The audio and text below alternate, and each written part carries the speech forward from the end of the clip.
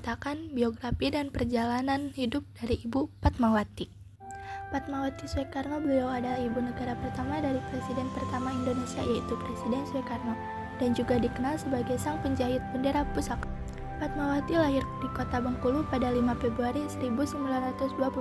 Fatmawati merupakan putri tunggal dari keluarga Haji Hasanuddin dan Siti Khadijah. Fatmawati mengenyam pendidikan dasar di Sekolah Standar Muhammadiyah pada tahun 1930.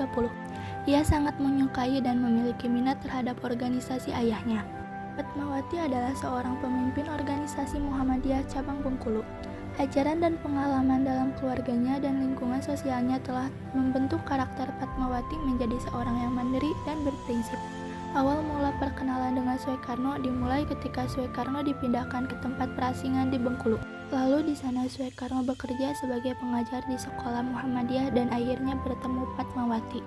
Kedekatan mereka pun terjadi pada tahun 1938. Kedekatan ini membuat pertengkaran hebat antara Inggit Garnasih, istri Soekarno pada saat itu, dengan Soekarno. Lalu demi mendapatkan Fatmawati, akhirnya Soekarno pun melamar Fatmawati dan berpisah dengan Inggit Garnasih. Soekarno dan Fatmawati menikah pada tahun 1943. Sejak saat itu ia mendampingi Bung Karno dalam perjuangan mencapai kemerdekaan Indonesia. Dan akhirnya mereka dikaruniai 5 orang anak, yaitu Guntur Soekarno Putra, Megawati Putri, Razma Soekarno Putri, Sukma Soekarno Putri, dan Guru Soekarno Putra. Setahun setelah pernikahan mereka, Jepang menjanjikan kemerdekaan untuk Indonesia. Fatmawati kemudian berpikir bahwa memerlukan bendera merah putih untuk dikibarkan di pegangsaan nomor 56. Lalu Fatmawati saat itu sedang hamil tua, dia menghabiskan waktunya untuk menjahit bendera.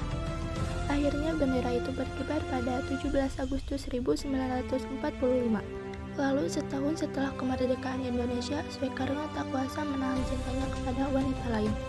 Hal inilah salah satu penyebab terjadinya perpisahan antara Soekarno dan Fatmawati. Akhirnya setelah berpisah, Fatmawati meninggalkan istana negara dan anak-anaknya dan tinggal di rumah pribadinya pada Mei 1998. Fatmawati meninggal dunia karena serangan jantung ketika dalam perjalanan pulang umroh dari Mekah. Beliau lalu dimakamkan di Karet Bipak, Jakarta.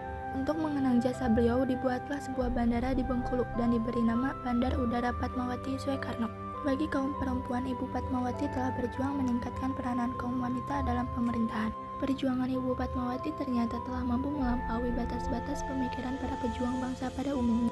Karena informasi telah menyiapkan bendera merah putih selama 1,5 tahun sebelum proklamasi dikumandangkan. Disinilah sebuah fakta telah berbicara bahwa Ibu Fatmawati tidak sekedar berperan sebagai penjahit sebuah bendera pusaka, sebagaimana yang hanya dipahami oleh generasi masa sekarang, akan tetapi jiwa dan semangat juang yang telah diperankan beliau terasa sangat jauh dan sangat mendalam.